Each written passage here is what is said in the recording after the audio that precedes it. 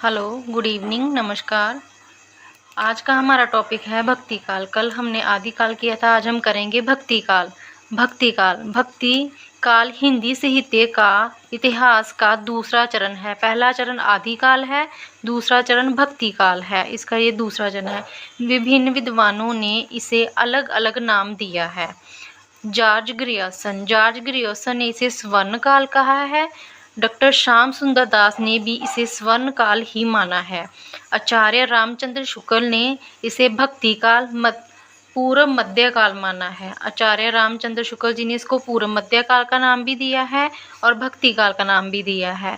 हजारी प्रसाद द्विवेदी जी ने इसको लोक जागरण काल बोला है।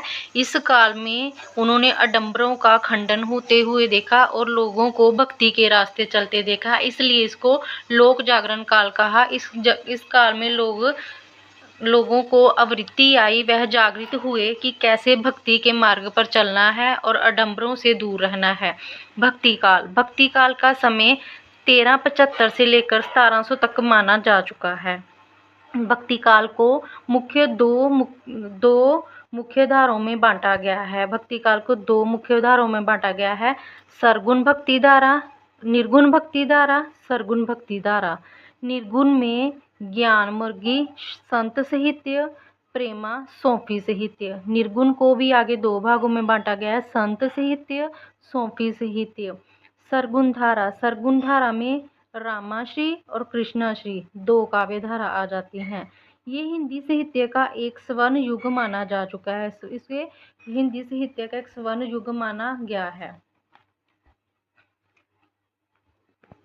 इस काल में ईश्वर के प्रति समर्पण, प्रेम और सामाजिक सुधार को केंद्र में रखकर काव्य रचना की गई। इस काल में जो भी काव्य रचनाएं की गई हैं, ईश्वर को मद्देनजर रखते हुए ईश्वर के प्रति अपना प्रेम, समर्पण भाव सब कुछ ईश्वर को सौंपकर, मन सौंपकर, शरीर सौंपकर अपना काव्य रचना किया गया है। सरगुण धारा साकार ईश्वर। सरगुण धारा का मतलब ये है कि जब हम ईश्वर को साकार रूप में पूजते हैं, जैसे हम शरीर में जीवित हैं वैसे ईश्वर भी शरीर में जीवित रहता है। वह हमारी तरह खाता है, पीता है, सोता है, वह साकार रूप में उसको पूजा जाता है। इस धारा में ईश्वर को साकार रूप में पूजा गया। सरगुण धारा के भी आगे दो रूप हैं, कृष्ण भक्ति और राम भक्ति। कृष्ण भक्ति भगवान श्री कृष्ण के प्रति प्रेम, समर्पण, सेवा का मार्ग, इसे प्रेम भक्ति भी कहा जाता है। जब हमारी भक्ति में प्रेम आ जाता है, तो जब हम अपने आप को किसी के आगे समर्पण कर देते हैं, प्रेम के प्रति समर्पण कर दिया जाता है, तो उसे प्रेम भक्ति का नाम दिया जाता है। कृष्ण भक्ति के कई पहलू हैं। शांत भाव, ईश्वर के प्रति सम्मान, शांतिपूर्वक चिंतन करना, उसे हम शांत भाव की भक्ति कहते हैं।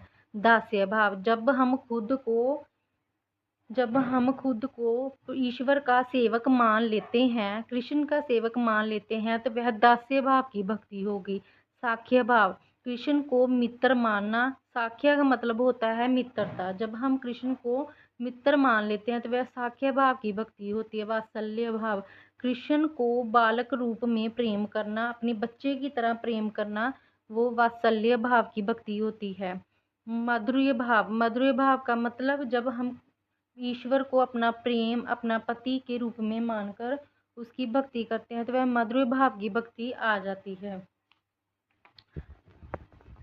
कृष्ण शाखा के कवि और उनके काव्य। कृष्ण शाखा के कवि हैं सूरदास जी प्रतिनिधि कवि माने गए हैं। प्रतिनिधि कवि का किसे माना गया है? सूरदास जी को। ये भी बहुत इंपॉर्टेंट क्वेश्चन है कि प्रतिनिधि कवि कौन है? सूरदास जी हैं। ये भक्ति काल के महान कवि थे, वह कृष्ण के भक्त थे। वह इस वात्सल्य रस का सम्राट भी माना जाता है। वात्सल्य का सम्राट किसे माना गया है? वात्सल्य का सम्राट कृष्ण भगवान जी को माना गया है। वात्सल्य का मतलब कृष्ण को बालक रूप में देखना, उनको बच्चे के रूप में देखना। और ये किसने किया था? सूरदास जी ने कृष्ण को उनके बचपन की सभी कीड़ाओं के बारे में बताया है, तो इसलिए उनके वात्सल्य का रस का सम्राट माना गया है। ये भी क्वेश्चन बहुत इंपॉर्टेंट है। जन्म, इनका जन्म 1478 को मथुरा में हुआ था। रुणकता शाहीग्राम में हुआ था। सूरदास जी की भक्ति साख्य भाव और वात्सल्य भाव की थी। सूरदास जी के गुरु का नाम महाप्रभु वल्लभाचार्य था। वल्लभाचार्य जी ने पुष्टि मार्ग की रचना की थी। पुष्टि मार्ग की रचना किसने की थी? वल्लभाचार्य जी ने। पुष्टि मार्ग का जहाज किसे कहा जाता है? सूरदास जी को पुष्टि मार्ग का जहाज कहा जाता है। सूरदास जी की काव्य भाषा ब्रज भाषा थी। सूरदास जी की मृत्यु 1583 में गोवर्धन के पास पारसोली में हुई थी। रचनाएं, सूरदास जी की रचनाएं हैं सूर सागर, सूर सरावली, साहित्य लहरी। साहित्य लहरी में उनके कूट पद संकलित हैं। मीराबाई दूसरी कवित्री कौन थी कृष्ण काव्य की? मीराबाई। मीराबाई कृष्ण की बहुत बड़ी भक्त थी। इनका जन्म 1498 में मेवाड़ राजस्थान में कुकड़ी ग्राम में हुआ है। कुकड़ी ग्राम में इनका जन्म हुआ है 1498 में। मीराबाई के पिता का नाम रतन सिंह था, जो जोधपुर के संपादक थे। विवाह, मीराबाई का विवाह महाराणा सांगा के कुंवर भोजराज के साथ हुआ था। मीराबाई के पति का क्या नाम था? भोजराज था, जिनकी मृत्यु जल्दी ही उनके विवाह के जल्दी ही हो गई थी। मीराबाई जी ने गुरु रविदास जी को अपना गुरु माना है। मीराबाई की भक्ति माधुर्य भाव की भक्ति थी। जब मीराबाई ने गुरु रविदास जी को अपना गुरु माना था, तब उनका बहुत विरोध किया गया था। उनको बहुत सी कठिनाइयों का सामना करना पड़ा था।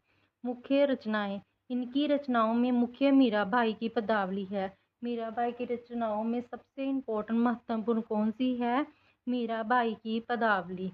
नरसिंह जी का माहिरा, गीत गोविंद टीका, राग गोविंद, राग सोरठ पद, ये सभी मीराबाई की रचनाएं हैं। रसखान, तीसरे कवि कौन से हैं? रसखान, यह भी कृष्ण भक्त थे। इनका पूरा नाम था सैयद इब्राहिम था।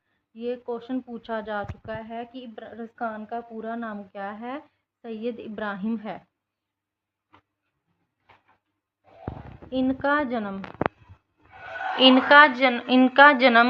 1548 के आसपास दिल्ली में हुआ। इनके गुरु का नाम गोसाई विठलनाथ है। रसखान के पिता का नाम गुरु का नाम गोसाई विठलनाथ जी हैं। ये सरगुण भक्तिधारा के कवि हैं। इनकी मृत्यु 1628 को वृंदावन में हुई थी। इनकी 2 रचनाएं हैं। रसखान की बहुत ही महत्वपूर्ण 2 रचनाएं कौन सी है? सुजान रसखान, प्रेम वाटिका। सुजान रसखान ये प्रसिद्ध कृष्ण भक्त हैं। यह भक्ति मुख्य रूप से कवित्त और सवैयों पदों छंदों से रचित है। सवैयां और छंद। सुजान रसखान की महत्वपूर्ण विधा है। इसमें प्रेम भक्ति भाव 139 छंद हैं। ठीक है। इसमें उन्होंने कृष्ण के रासलीला, बाल लीला और उनके प्रेम के बारे में बताया है। प्रेम वाटिका में रसखान ने इसकी रचना 1671 में की थी। इसमें 53 दोहे हैं।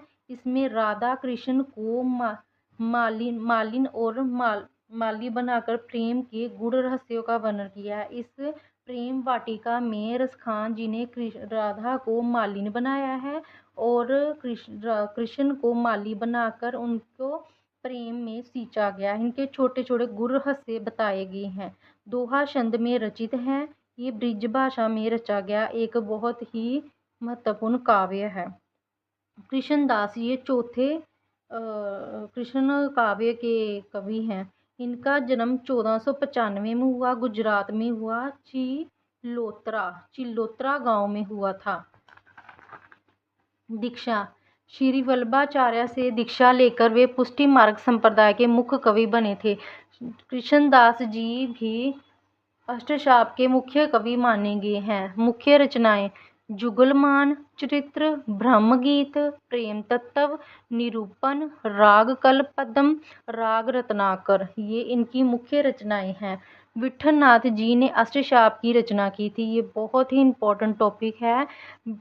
अष्टशाप की रचना किसने की थी? विठलनाथ जी की थी। अष्टशाप का मतलब क्या है?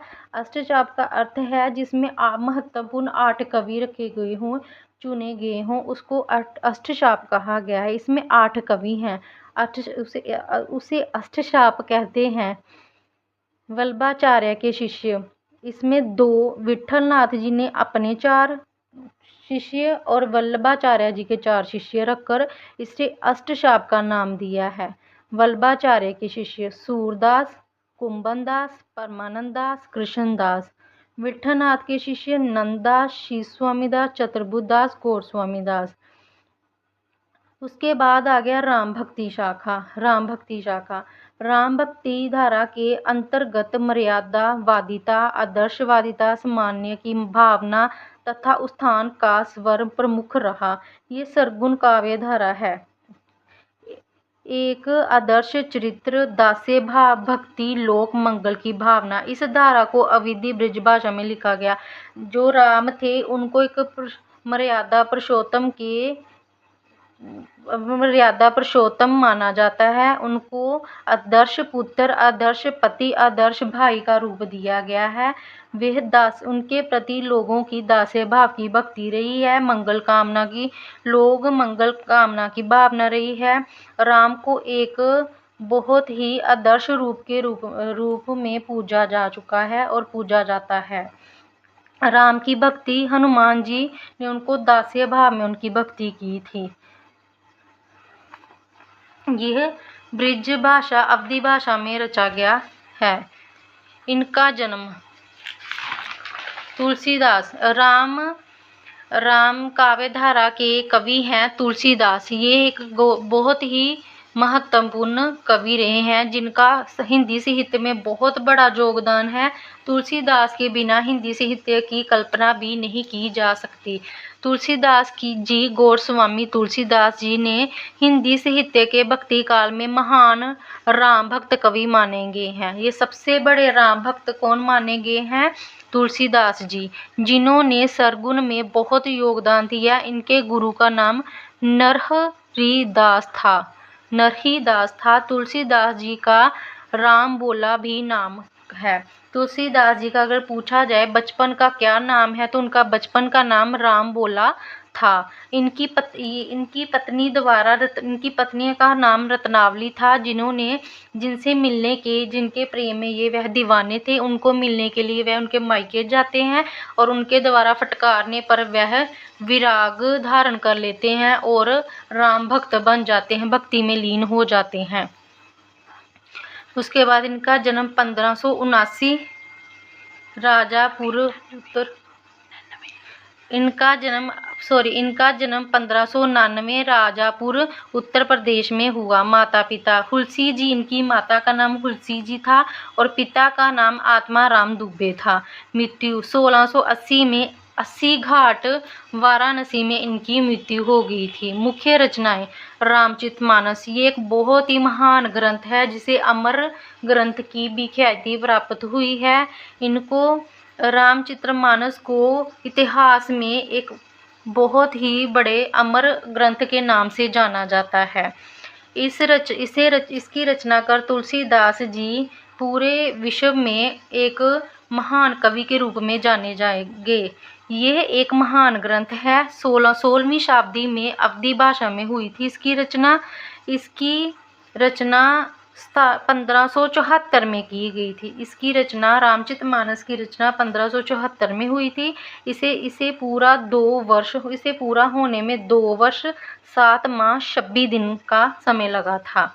संरचना यह 7 कांडों में है। रामचरितमानस के कुल 7 कांड हैं। बालकांड, जिसमें उनकी बाल लीलाओं के बारे में बताया गया। अयोध्या कांड, जब वह बड़े होते हैं, अयोध्या में आते हैं। कनिष्क कांड, जब वह अपनी शिक्षा लेते हैं। सुंदरकांड उनके सीता के साथ उनका मिलन, उसके बाद सीता के साथ उनका विवाह बताया गया है। लंका कांड में जब सीता का हरण होने के बाद लंका कांड दिखाया गया जब वह रावण के साथ उनका युद्ध होता है। उत्तराखंड में जब वह दोबारा गद्दी में बैठते हैं। इसमें पूरी रामचरितमानस में रामायण बताई गई है, राम का जीवन पूरी तरह बताया गया 7 कांडों में। ये भी बहुत इंपॉर्टेंट क्वेश्चन है। रामचरितमानस में कितने कांड है? रामचरितमानस में कुल 7 कांड हैं। उसके बाद आज का टॉपिक इतना ही, बाकी हम कल की क्लास में पढ़ेंगे। धन्यवाद।